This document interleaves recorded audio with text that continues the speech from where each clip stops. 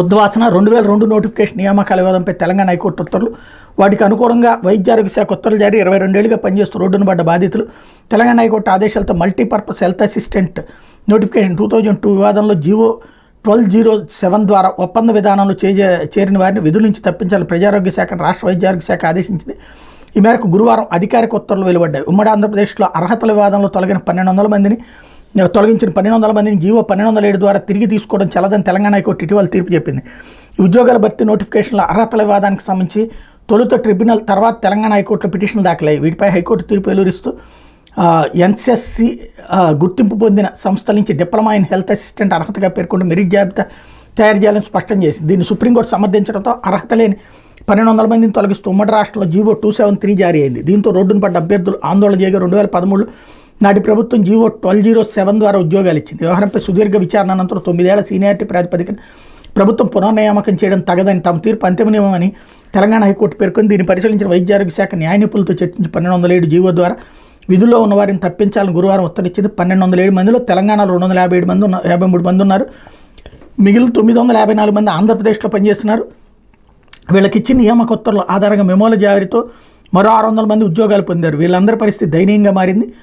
ఉమ్మడి ఆంధ్రప్రదేశ్లో 2002లో జారీ చేసిన నోటిఫికేషన్ అనుసరించి 2003 నుంచి ఒప్పంద విధానంలో ఎంసీహెచ్ఏలు విధుల్లో చేరారు. రాత పరీక్షల ఆధారంగా వీళ్ళని ఎంపిక చేశారు. అప్పుడు ప్రకటించిన మెరిట్ జాబితాల ప్రకారం పోస్టింగ్లు ఇచ్చారు. తర్వాత సుప్రీంకోర్టు ఆదేశాల మేరకు వీళ్ళు 2012లో విధుల నుంచి తప్పించారు. 2013లో మళ్ళీ 1207 జీవో ద్వారా విధుల్లోకి తీసుకున్నారు.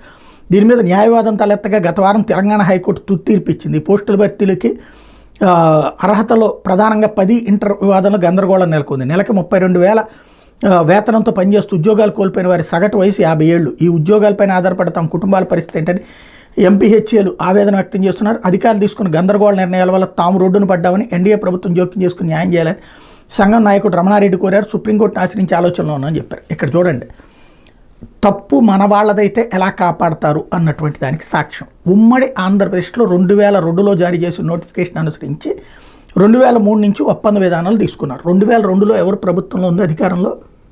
చంద్రబాబు సర్కార్.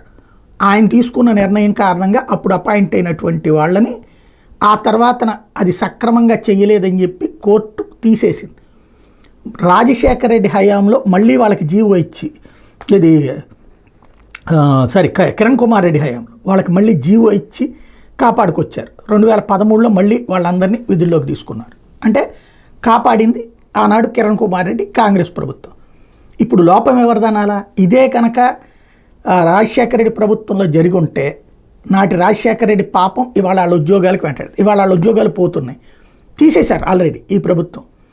అంటే ఈ ప్రభుత్వమే నియమించింది. చంద్రబాబు 2.0లో నియమిస్తే 4.0లో ఉద్యోగాలు తీసేశారు.